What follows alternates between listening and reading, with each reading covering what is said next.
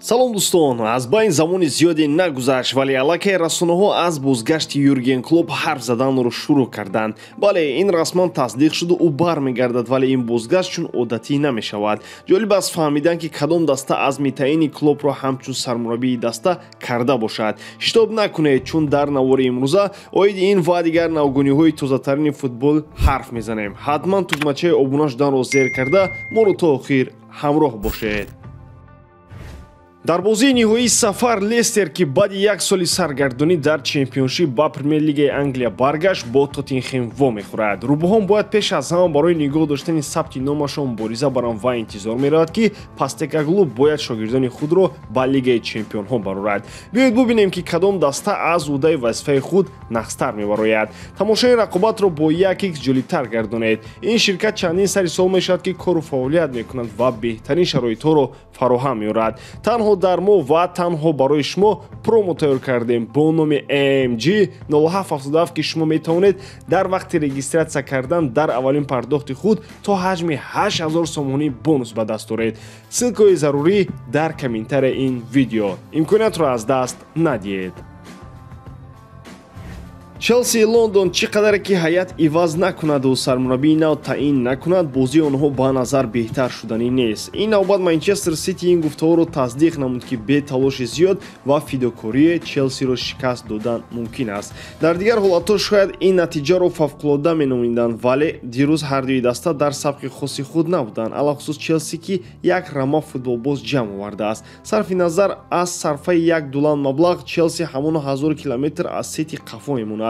аллакай дар дақиқаи 18 дидор Манчестер бо талоши Холланд ҳисоби дидорро боз намуд. баъдан идораи ТУБ барои чанд дақиқаҳо ба дастаи Челси меафтоду онҳо то ба ҷаримагоҳи меҳмонон мерафтанд. ин то ҷои имкон барои мизбонон буд, вале онҳо аз фурсат истифода бурда натавонистанду Сити дар ҳамон ҳолатҳо низ як сару гардан боло меистод. шаҳриёт дар охири бозиам бо талоши Ковачу зарбаи олияш гол заданд ва бо 3 имтиёз ба хона баргаштанд. Энцо Мареска акнун бояд чуқур фикр карда чораандешӣ кунад ки чӣ хел Челси монанди хирси дар хоб зимистон бударо бедор намояд. аз Англия мегузарем ба Испания. бозе ки қаҳрамони феъли Реал Мадрид дар сафар бо Мальорка рақобат намуд. Реал бо ҷалби Мбаппе имсол ҳадафи ҳимоя аз ҷомҳои худро дошт. Мбаппе бо омадан баробар дар бозии дебютияш дар суперҷоми УЕФА ба голзанӣ даст ёфт ва ба рӯяи олӣ ба мавсим омодагӣ медиҳед. ҳамлаи қавии Реал дар оғози бозӣ ба голзанӣ даст ёфт ва Родриго номашро дар протокол сабт намуд. ана дар нимаи дуюм бошад бозигари рақами 7 дурахш намуд. не Мбаппе не, балки Мури ки аз партофти кунҷии Дани Родригес истифода бурда ҳисоби дидорро баробар намуд. ҳамин тариқ Реал мавсимро дар нақши таъқибкунанда оғоз намуд, чун Барселона ба фарқ аз Мадридиҳо соҳиби 3 имтиёз шуда буд. ливерпул аз зумраи дастаҳои боқӣ мемонад ки дар равзанаи трансферӣ гузаришеро ба қайд нагирифтааст. то анҷоми равзанаи тобистона рӯзҳои бешумор мондаасту он 1 сентябр ба охир мерасад. чанде пеш сармураббии ливерпул Арне Слот ҳолатро чунин шарҳ дода буд. ман фикр мекунам дастаи мо оне аст ки ба мо лозим мебошад. тақвияти он осон намешавад агар шумо бозии моро тамошо карда бошед. ман аллакай борҳо қайд кардам ки ҳаятамон ба таври кофӣ қавӣ аст. агар тақвият лозим шавад вобаста ба ҳолат мо онро мекунем, қайд мекунад Слот дар мусоҳиба бо рӯзноманигорон. шаҳре ки барои фаҳмиданаш 100 сол бояд фикр кунад. ягона футболбозе ки имрӯза ҷиддӣ ба ливерпул наздик карда мешавад ин дарвозабон Георги Мамарашвили аз Валенсия аст. тибқи хабарҳо дастаҳо барои маблағи гузаришро муайян кардан мушкилӣ доранд. Валенсия барои дарвозабонаш пули калон талаб дораду ливерпул ба он розӣ шуда наметавонад. аммо аз тарафи дигар ин мавқеъ нест ки ливерпул мушкилии ҷиддӣ дошта бошад. нимҳимояи даста ба кӯмак бештар ниёз дорад ва хариди нимҳимоятгар ба Слот бори зиёдатӣ намешавад. ана даста барои ин кор саросима нест, ё корҳо рафта истодаасту пинҳон нигоҳ дошта мешавад. шояд бале шояд роҳбарати ливерпул ба Слот эътимоди калон надорад ва бо ӯ хариди калон ҳоло карданӣ нест. аммо аз тарафи дигар ливерпул бо Слот ғалаба дораду бо пули калон ӯро оварда бовар накардан ахмақӣ низ шуморида мешавад. хулоса сабаби аниқи дида намешавад ки чаро ливерпул дар бозори футболӣ фаъол нест. бо омадани сармураббии нав якчанд бозингарон гусел карда шуданд. ин аз он гувоҳӣ медиҳад ки вақти харид расидааст, аммо ҳоло мо шоҳидаш нашудем.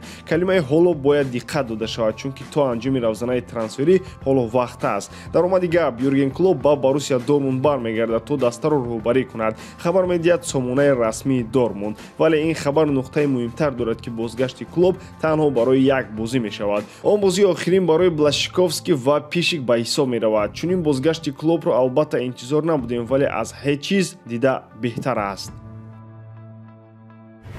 Фил Джонс ин номро дар ёд доред? охир вақт қаҳрамони ҳамешагии мемҳои футболӣ буд. собиқ ҳимоятгари девҳои сурх дар синни 32 солагӣ аз анҷоми корномаи худ хабар дод. ӯ сабабашро чунин шарҳ дод: карераи ман тезтар аз тахминҳо ба анҷом расид, вале нисфи пиёла ҳоло холӣ аст. ман литсензияи ай уефаро гирифтам ва мехоҳам худро ҳамчун сармураббӣ санҷам.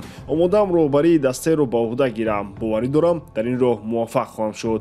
қайд мекунад собиқ ҳимоятгари Манчестер Юнайтед. пас аз тарки даста кардан соли 2022 Фил ба майдон дигар набаромадааст. дар гузашта худи Фергюсони дастон ба Джонс умеди калон баста буд. ӯ бояд яке аз ояндатарин ҳимоятгарон мешуд, вале ин чиз танҳо дар рӯи қоғаз монду халос.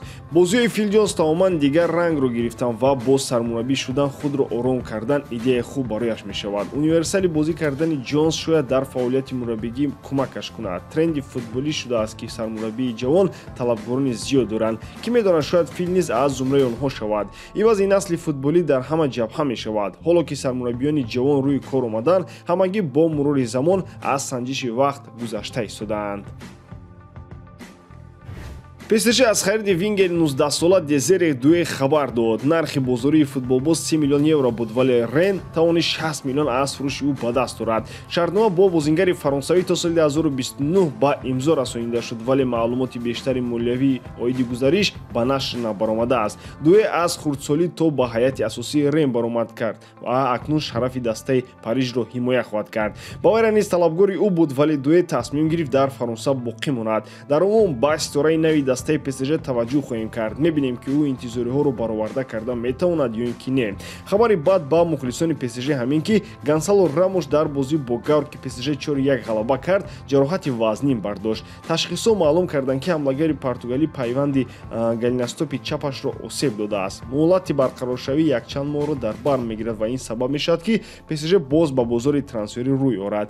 эҳтимоли ба иҷора гирифтани ҳамлагар ҳам вуҷуд дораду вақт нишон медиҳад ки чӣ мешавад. ба ҳамин тамом дӯстон, бори дорам ки ҷодкории ман ба шумо писанд меояд. лайк, комментария ва дар канал обуна шуданро аз ёд набароред. бо шумо будам ман мисли ҳар вақта Муҳаммад Гайруф. хай бародарон, дар паноҳи Аллоҳ.